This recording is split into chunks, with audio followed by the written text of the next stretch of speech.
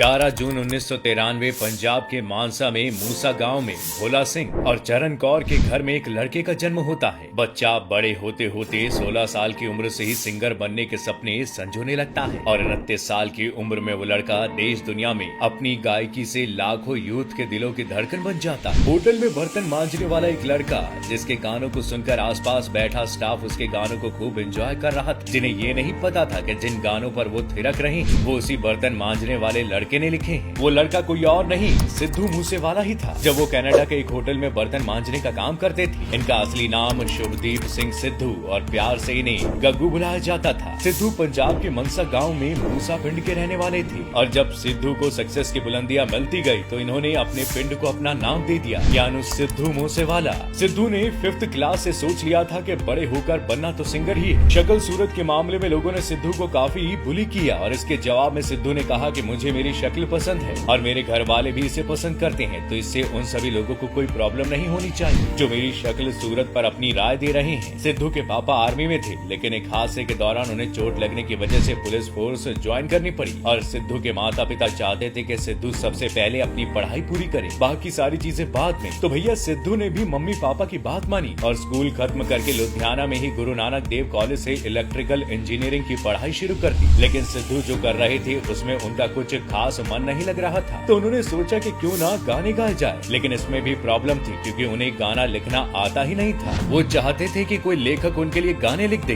कई राइटर्स को फोन करने के बाद किस्मत से एक राइटर सिद्धू के लिए गाना लिखने के लिए राजी हुए। उसने कहा कि मेरे पिंड यानी गांव आ जाओ। बस फिर क्या था, सिद्धू ने बिना सोचे समझे बाइक उठाई और पहुंच गए राइटर के गांव। लेकिन जैसे ही सिद्धू उस राइटर के पास अपना पहला गाना लिखवाने पहुंचे तो उसने सिद्धू को उल्टे पांव वापस भेज दिया, ये कहकर कि आज नहीं किसी और दिन आना। जिस बात का सिद्धू को काफी बुरा लगा और फिर सिद्धू ने तय किया कि आज के बाद किसी और का लिखा हुआ गाना नहीं गाऊंगा। और फिर सिद्धू अपने हॉस्टल आए और गाना लिखना शुरू कर दिया। लेकिन अब इसमें चैलेंज ये था कि एक तो लड़का नया और ऊपर से गाना भी पहली बार लिखा, तो अब इसके गानों को गाए कौन। बता दें कि सिद्धू का पहला गाना लाइसेंस था जिसे खुद सिद्धू ने लिखा था और इसमें चटखारेदार बात तो ये थी कि इस गाने को गाने के लिए रेडी हुए सिंगर निंजा और देखते ही देखते ये गाना खूब चला। और फिर सिद्धू ने लिखा दूसरा गाना जिसे गाया डीप ने और ये गाना भी अच्छा खासा चल रहा था। अब 2 गाने सिद्धू मूसेवाले के चल तो रहे थे लेकिन इसमें सिद्धू को कोई खास पहचान नहीं मिल रही थी। अब जैसा कि हम सब जानते हैं कि जो दिखता है वही बिकता है, क्योंकि लोग जानना चाहते हैं कि आखिर जिस गाने के चर्चे इतने हैं वो लिखा किसने है और उसी को आम आदमी की नजर में सिंगर कहा जाता है। लेकिन सिद्धू उस वक्त इतने बड़े नहीं हुए थे, तो सिद्धू ने पूरा किया अपनी ग्रेजुएशन का सिलसिला जिसके लिए वो कनाडा चले गए, क्योंकि पढ़ाई का सपना मम्मी पापा का भी तो पूरा करना था। अब कनाडा में जो कोर्स वो कर रहे थे वहाँ कुछ गड़बड़ हो गई, जिसके बाद सिद्धू के एक अंकल ने उनका कॉलेज बदलवा दिया। अब जैसा कि मैंने बताया कि सिद्धू का मन तो नहीं था इंजीनियरिंग में, तो उन्होंने दूसरे कॉलेज में कोर्स बदल लिया और चुन लिया होटल मैनेजमेंट को।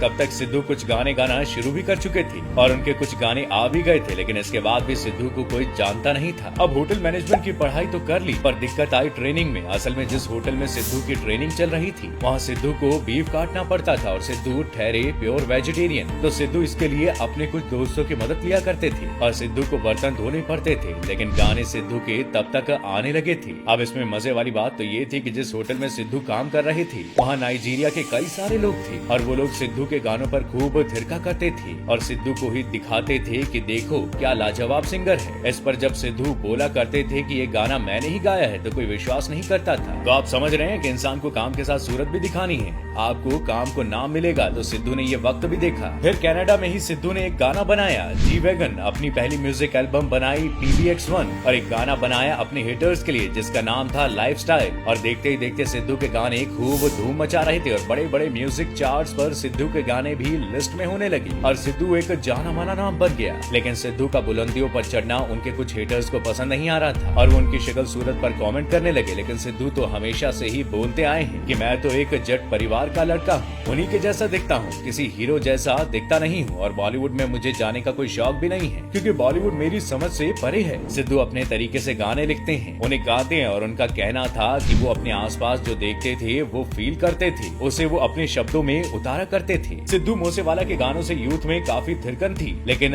आज वही थिरकन उनके पुराने गानों पर भी नजर आएगी क्योंकि हाल ही में 29 मई की शाम 5:30 बजे मूसेवाला की गोली मारकर हत्या कर दी गई। जहां एक तरफ इंडिया का सबसे यंगेस्ट सिंगर अपनी पहचान देश दुनिया में बना ही रहा था, तो आज वो पहचान थम गई। गैंगस्टर लॉरेंस बिश्नोई के करीबी कनाडा के गैंगस्टर गोल्डी बरार ने सिद्धू मूसेवाला की हत्या की। पुलिस का दावा है कि 8 हमलावरों ने मूसेवाला पर हमला किया था और जिस जगह हत्या हुई वहां से 3 AK-94 राइफल की गोलियां मिली हैं। बता दें कि पंजाब में AK-94 को यूज करना काफी रेयर माना जाता है। सिद्धू मूसेवाला ने दुनिया छोड़ने से पहले एक गाना लिखा था जो काफी चर्चित है। वो चौबर दे चेहरे उत्ते नूर दस्तानी ऐदा उठेगा जवानी विच जनाजा मिठिए। ये गाना सिद्धू मूसेवाला ने वाज़र रैपर के साथ मिलकर 15 मई को रिलीज किया था। शायद उन्हें पता नहीं था कि ये उनकी जिंदगी का आखिरी गाना होगा जिसके बोल उनकी लाइफ में साढ़े साथी बनकर आएंगे और इसी गाने के बोल सच होने वाले हैं। महज कहते हैं ना कि जिंदगी और मौत कब किस रूप में आ जाए कोई नहीं जानता। शायद यही वजह थी कि सिद्धू ने ये गाना अनजाने में खुद पर ही गाया था। आज भले ही सिद्धू हमारे बीच नहीं है लेकिन उनके गाने एवरग्रीन ही रहने वाले हैं जिन्हें सुनकर सिद्धू हमेशा याद किए जाएंगे। आपको वीडियो में दी गई जानकारी कैसे लगी हमें कमेंट करके जरूर बताइएगा। आपका बहुत बहुत शुक्रिया।